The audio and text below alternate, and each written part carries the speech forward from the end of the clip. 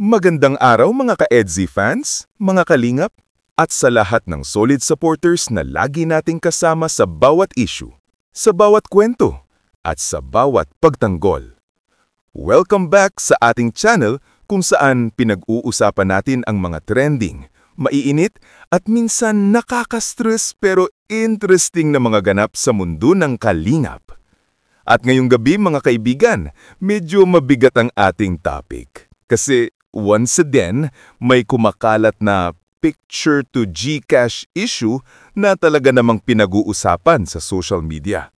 At syempre, dahil ang pangalan ng ating Lodi na si Beyonce ay nadadamay na naman, kailangan nating himayin ng maayos, kalmado at patas ang mga nangyayari.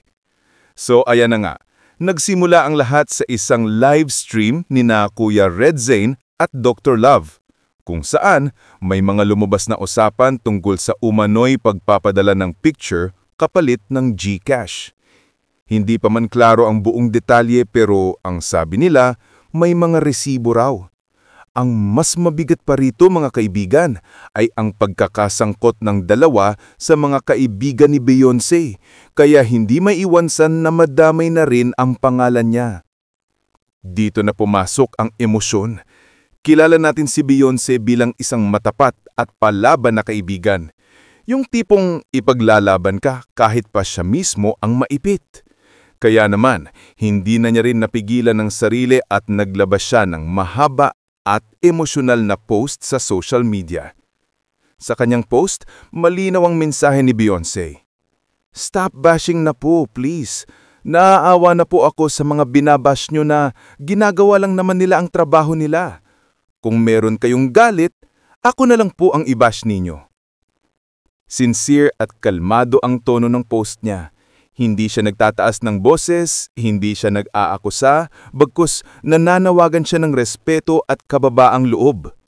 Dagdag pa niya sa comment section, "Hindi po totoo ang issue tungkol sa amin." Simple pero matapang. Isang paraan ni Beyonce para ipagtanggol ang mga taong malapit sa kanya. Pero alam naman natin, sa mundo ng social media, kahit gaano ka pa kaingat, may masasaktan. May magtatampo. Kaya ayon, ilang EDZ fans ang medyo tampururot. Ika nga, ang sabi nila, bakit daw mas pinagtanggol ni Beyonce ang mga kaibigan niya kaysa kay Kalinga Pido? But kung iisipin mo, may punto rin si Beyonce. Si Kalinga Pido kilala natin na marunong, matatag at kayang ipagtanggol ang sarili. Hindi niya na kailangan ng tagasalo sa lahat ng bashing, lalo na kung paulit-ulit lang naman ang mga isyong iyon. Ang mahalaga kay Beyonce ay mapanatili ang paggalang at positibong vibes sa komunidad. Kung totoo man ang sinasabi ni na Kuya Red Zane at Dr. Love at may hawak silang ebidensya, well, sa takbo ng panahon, lalabas din ang katotohanan. Pero kay Beyonce, sa ngayon, ang mahalaga ay ang pagpapakita ng loyalty sa mga taong pinaniniwalaan niyang mabuti. Hindi natin siya masisisi kasi sa mata ng isang kaibigan, minsan ang tiwala ay mas mabigat pa sa mga screenshot o resibo. Pero sa kabilang banda, dapat din nating tandahan na ang katapatan ay hindi bulag. Dapat may balanse. Dapat marunong tayong makinig at maghintay sa mga paliwanag ng bawat panig. So ngayon para sa Kalingap community, malaking dagot ito. Hindi madaling makita ang mga kakaibigan na tila nagkakahiwalay ng opinyon. Pero ito rin ang hamon nating lahat, kung paano tayo magiging responsable bilang supporters at viewers. Hindi lahat ng naririnig sa live ay agad nating paniwalaan. Minsan, kailangan din nating maghintay at umintindi. Sa dulo ng kanyang post, malinaw ang gustong iparating ni Beyonce. Kapayapaan at respeto. Love, love, love nga, sabi niya. Dahil sa totoo lang, kahit may mga isyung ganito, kung pagmamahal at pagkakaibigan ang uunahin natin, mas mabilis maghilom ang sugat ng komunidad. Kaya sa lahat ng EDZI fans, supporters ni Kalinga Pido at taga-subaybay ni Beyonce, let's stay calm, stay kind, and stay united. Ang bash hindi nakakatulong, pero ang pag-unawa, malaking bagay. So mga kaibigan, ayan po ang ating update sa isyong picture to GCash na mainit na pinag-uusapan ngayon. Tandaan, huwag agad maniniwala, huwag agad manghusga. Kilalanin mo na ang bawat panig at hintayin ng katotohanan bago magbigay ng komento. At syempre, huwag kalimutang suportahan ang buong Team Kalingap. Sina Kuya Val Santos Matubang, Kalingap Rap, Kalingap Pido, at syempre ang ating Queen Bee, si Beyonce. Spread love, not hate. Dahil sa dulo ng lahat, EDZ is love. Taas ng boses, hindi siya nag-aakusa, bagkus nananawagan siya ng respeto at kababaang loob. Dagdag pa niya sa comment section, hindi po totoo ang issue tungkol sa amin. Simple pero matapang. Isang paraan ni Beyonce para ipagtanggol ang mga taong malapit sa kanya. Pero alam naman natin, sa mundo ng social media, kahit gaano ka pa kaingat, may masasaktan. May magtatampo.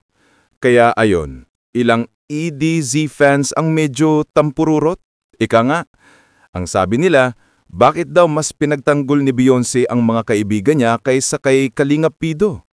But kung iisipin mo, may punto rin si Beyonce.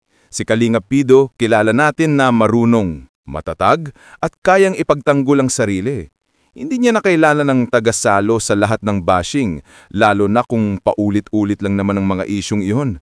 Ang mahalaga kay Beyonce ay mapanatili ang paggalang at positibong vibes sa komunidad. Kung totoo man ang sinasabi ni na Kuya Red Zane at Dr. Love at may hawak silang ebidensya, well, sa takbo ng panahon, lalabas at lalabas din ang katotohanan. Pero kay Beyonce, sa ngayon, ang mahalaga ay ang pagpapakita ng loyalty sa mga taong pinaniniwalaan niyang mabuti. Hindi natin siya masisisi kasi sa mata ng isang kaibigan, minsan ang tiwala ay mas mabigat pa sa mga screenshot o resibo. Pero sa kabilang banda, dapat din nating tandahan na ang katapatan ay hindi bulag. Dapat may balanse.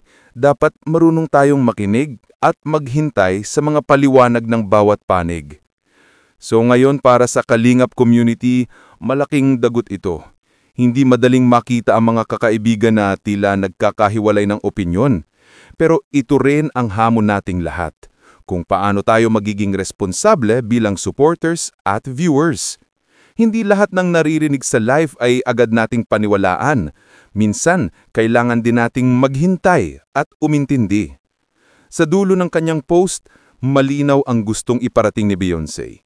Kapayapaan at respeto. Love, love, love nga, sabi niya. Dahil sa totoo lang,